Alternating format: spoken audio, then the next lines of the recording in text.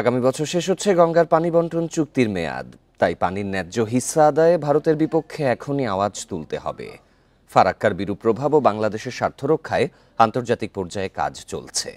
শনিবার রাজধানীতে আন্তর্জাতিক ফারাক্কা কমিটির এক সেমিনারে এসব কথা জানান বক্তারা। গঙ্গার পানি নিয়ে দ্বন্দ্ব ও বাংলাদেশে পরিবেশগত দুর্যোগ মোকাবিলা শীর্ষক আন্তর্জাতিক ফারাক্কা কমিটির সেমিনার। এতে যোগ দেন দেশ বিদেশি বিশেষজ্ঞরা। বৈষম্যমূলক চুক্তি হয়েছিল ৩০ বছরের জন্য। শনিবার রাজধানীর তোপখানা রোডে সিরডাপ মিলনায়তনে এ সেমিনারে উঠে আসে ফারাক্কা বাঁধের কারণে বাংলাদেশ ভারতের মধ্যে সৃষ্ট সমস্যা এবং এর সমাধানে করণীয় নানা বিষয়।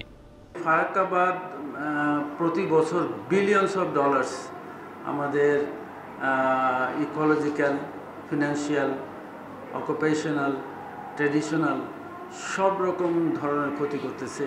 যে ফাঁদ আমাদের জন্য পাতা হয়েছিল, এখন তাদের জন্য সেটাও আবার মরণ ফাঁদ হয়ে যাচ্ছে। বাংলাদেশের নদ নদী, পরিবেশ এবং জনজীবনে এ বাঁধের বিরূপ প্রভাব নিয়ে কথা বলেন বক্তারা। জানান, ফারাক্কা খুলে দেয়ায় প্রায়ই দেশে বন্যা পরিস্থিতি তৈরি হয়, নষ্ট হয় ফসল।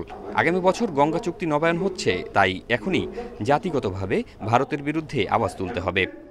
বেশি দিন নাই, আবার যখন ফারাক্কা চুক্তি হবে 2026-এ, আমাদের প্রিপারেশন কি? আবারও কি আপনারা ওখানে এই কথাটা তুলবেন না যে এমন একটা আমরা ট্রিটি চাই যেখানে গ্যারান্টি ক্লজ থাকবে, আরবিট্রেশন ক্লজ থাকবে, যেখানে দেশের স্বার্থকে সবার উপরে স্থান দিতে হবে। পানির ন্যায্য হিস্সা আদায়ে আন্তর্জাতিক সহযোগিতা ও যৌথ উদ্যোগের প্রয়োজনীয়তাও তুলে ধরেন বিশেষজ্ঞরা।